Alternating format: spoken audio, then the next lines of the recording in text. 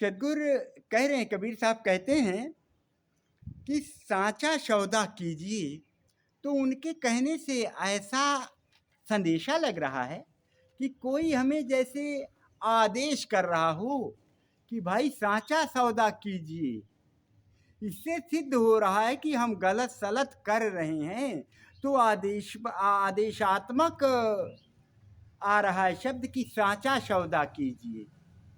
अपने मन में जान, अरे अपने मन में अच्छे से तौल करके समझ करके सच्चा सौदा कीजिए। देखिए, इस संसार में कई बार कई लोगों के मुंह से सुना जाता है कि नंबर 2 के बगैर वैभव में उन्नति नहीं होती, ठाट बाट नहीं बनता। उनको अपनी अपनी सैलरी में विश्वास नहीं। आज अगर कोई अपने बच्चियों के लिए लड़का भी देखने जाते हैं तो सर्विस बताए तो उसकी सैलरी नहीं पूछते, बल्कि पूछते ऊपर ही है कुछ कमाई, ऊपर ही कमाई। तो सैलरी भले ही चपरासी प्यून क्यों ना हो, लेकिन अब वो सचिवालय का प्यून है तो फिर ऊपर ही कमाई।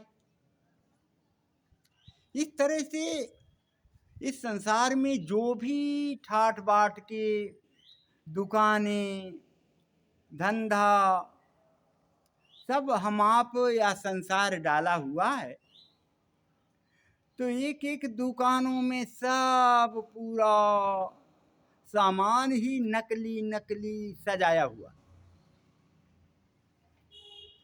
और नकली सामान, असली अगर सामान उनके पास कोई आया भी, अन्य रूप में आता है या रहता है, तो उसे भी वो भरपूर नकली बनाने की कोशिश करते हैं। अब गेहूं है या जो भी अन्य जैसा है, तो उसमें दूसरी दूसरी चीज कुछ 5-10 किलो मिला देंगे, तो उसे भी नकली करते हैं, बनाते हैं।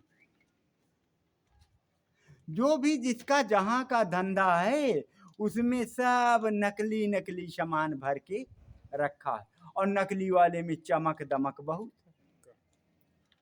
अब नकली वाला दूध इनके यहाँ देने जाते हैं तो वही सब बच्चे बचपन से पिए।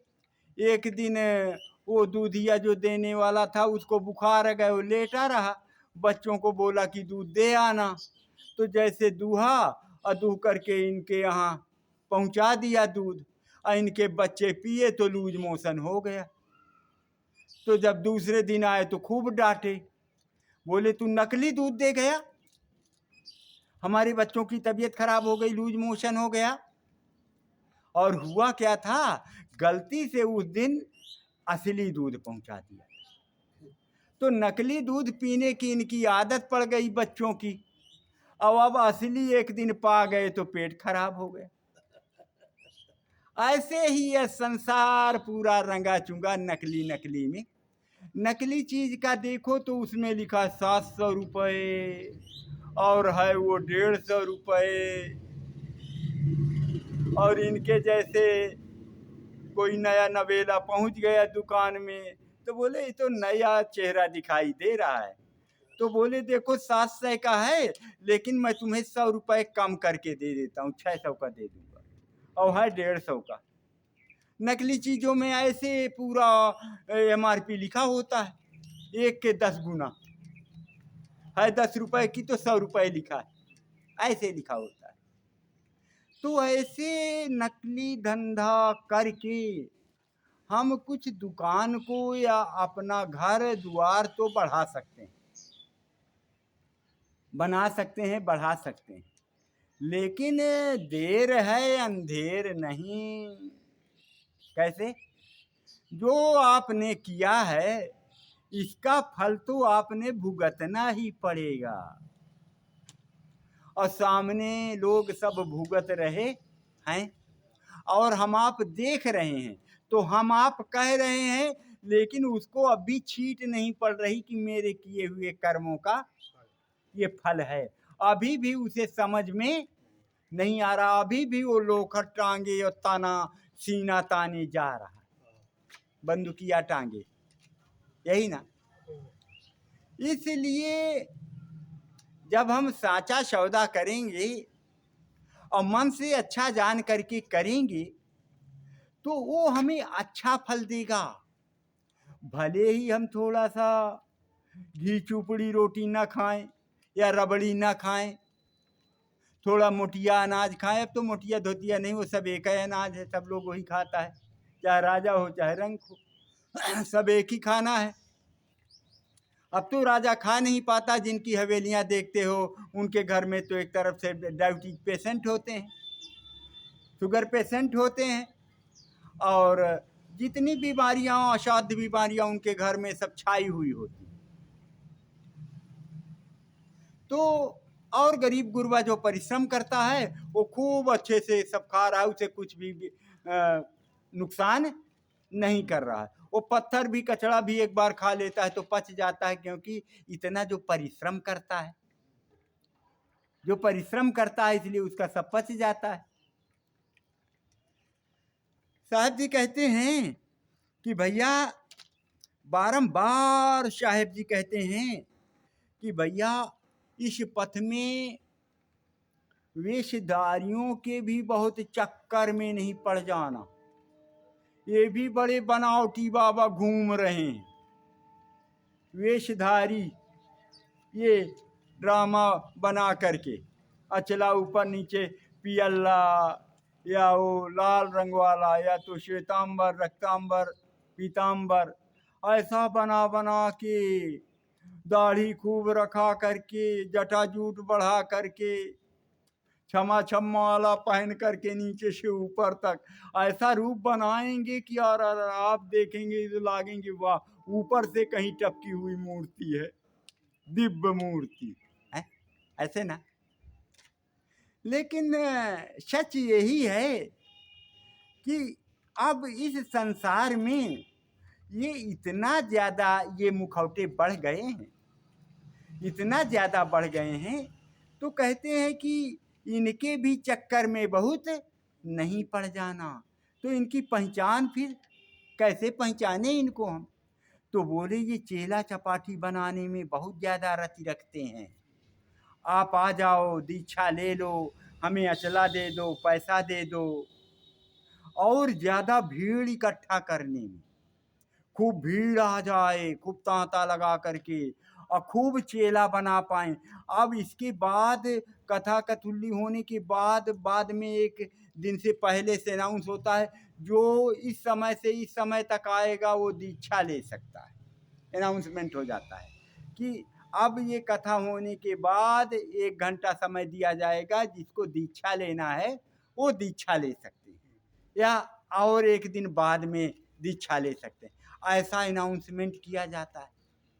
तो वो ज़्यादा चेला चपाटी ज़्यादा बनाते हैं, भीड़ ज़्यादा इकट्ठा करते हैं और खूब चंचला को वहाँ पे बरसवाते हैं, लेते हैं। ये इनकी पहचान है, रंगे चुंगे जो इस चंचला के भूखे हैं।